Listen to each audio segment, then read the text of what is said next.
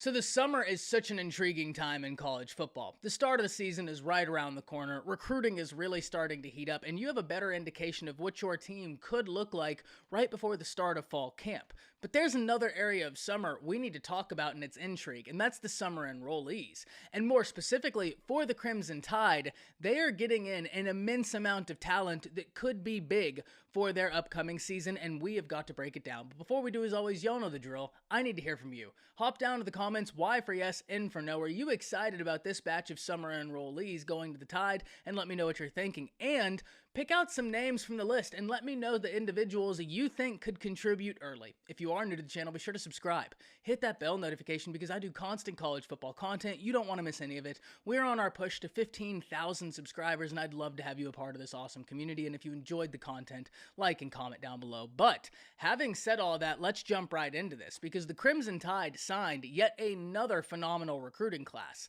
And even though it may not have been the #1 class in the nation, which A&M accomplished, this was still an incredibly impressive recruiting class. And if we actually break it down, Alabama achieved the highest average recruit score in the nation at a 95.19. What's more impressive about that is it actually eclipsed the Crimson Tide score from the previous year, in which case the Crimson Tide broke the record for the greatest recruiting class of all time, a record broken by A&M this year, and in either case, Alabama's average player rating was better than both of those classes. So this is a really strong class that I don't feel like is getting the recognition it deserves. But I digress off of that. Let's talk about these summer enrollees because there's a lot of help on the way. Whether we're talking about offense or defense, but we're going to start on the offensive side of the ball. More specifically, we're going to start in the trenches, where all things in football start, and that leads us to Elijah Pritchett, a top 50 player in all of high school football, regardless of position, coming in at number 37 per 24/7 Sports. This is someone that I think Tide fans need to be really aware of. Now, I get it. I've been the guy constantly stating that it is really rare that these freshman offensive linemen come in and are able to contribute their freshman year, though it's not impossible. Elijah Pritchett is a very talented individual, someone that the staff is very excited they not only signed, but that he's finally getting on campus because he can add in depth. He can push this offensive line. Iron sharpens iron. Competition is going to bring the best out of everybody, and introducing a name such as Pritchett into the equation with the talent he has is just going to push the line. And at the very least, he can add in really positive depth. And that's something to be excited about, though he's not the only one. The Crimson Tide went out and got Steen, a transfer from Vanderbilt who already has immense starting experience, and he looks to be a real big blessing for the Crimson Tide's offensive line, an offensive line that had its fair share of woes last season, and they look to fix that. But it's not just the help coming in on the offensive line. There are a lot of areas the Crimson Tide were very successful at. An area of big need that the Crimson Tide got a lot of wins in was the tight end position. And Alabama has tight end talent on the roster, but they need some young guys to come in there. That way they feel good about the future. And boy, should they feel good about the future now, because Alabama signed 3 tight ends, 2 of them enrolling during the summer, in Amari Nablack and Danny Lewis. And these are 2 names Tide fans need to be aware of. We'll start with Amari Nablack, someone who Nick Saban had incredibly high praise of. Talking about whether we put him on defense or on offense, he compared him to some lofty players in Crimson Tide history.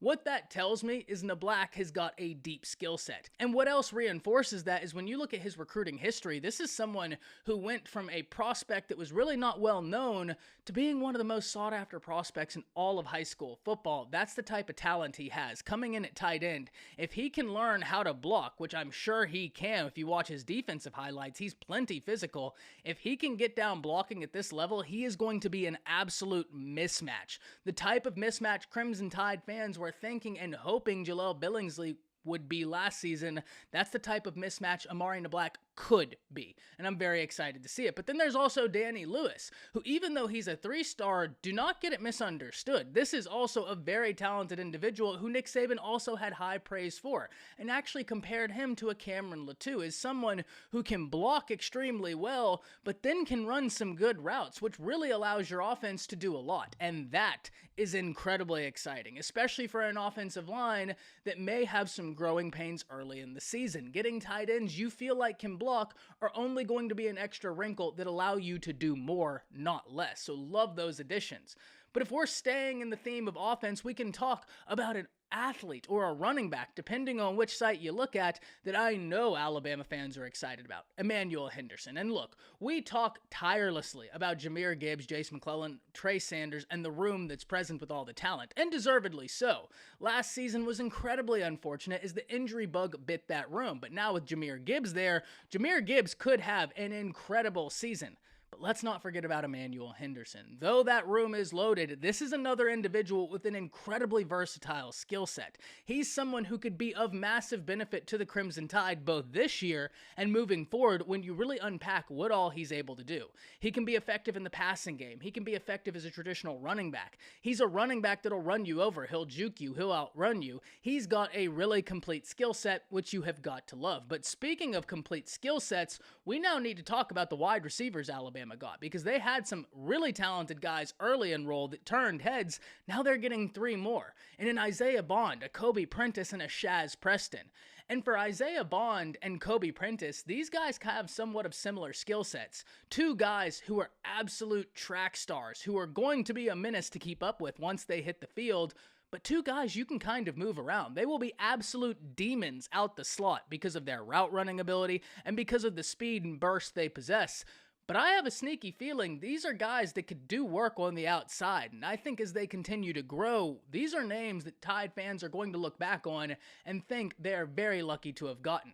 But let's not forget about Shaz Preston, because as I said with Emmanuel Henderson, if versatility is the name of the game, Shaz Preston has that. There's not much he can't do.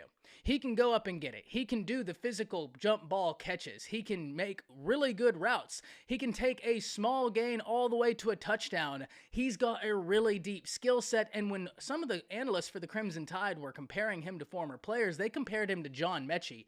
John Mechie was such a solid presence, and if Alabama can replicate a John Mechie and keep someone like that for the next 4 years, sign me up. He doesn't have to be John Mechie. He has to be Shaz Preston because I love the skills he brings to the table.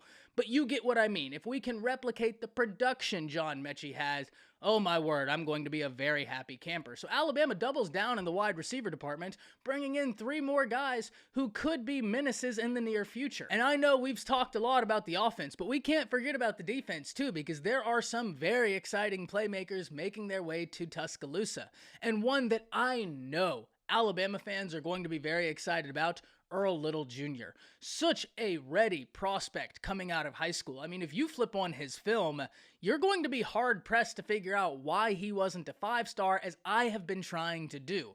There are very few defensive backs in the past cycle that when I watched their film, I thought, yeah, this is someone who will translate as easily as I thought Earl Little would translate. And that's why I was always very high and excited on the prospect of Alabama landing him. Now that he's making his way to campus, well, Tide fans need to be very, very excited because Earl Little offers a ton. He can play multiple different positions in the secondary if need be. And similar to what I said for Elijah Pritchett, Earl Little may not start his freshman year, but it'd be for a different reason. That secondary is really loaded right now with veteran pieces. Now, I do see Earl Little contributing, but if he finds his way to a starting position his freshman year, I have news for you. This is going to be a really, really, really, really good defensive back, which I already expect him to be. Very excited Earl Little comes in. I know Alabama fans are going to be very excited about this, but he's not the only defensive back, because Jake Pope, the teammate of Isaiah Bond, is also making his way, the 3-star safety, and this is a prospect I am very interested in seeing. I'm interested in seeing how he can continue to develop,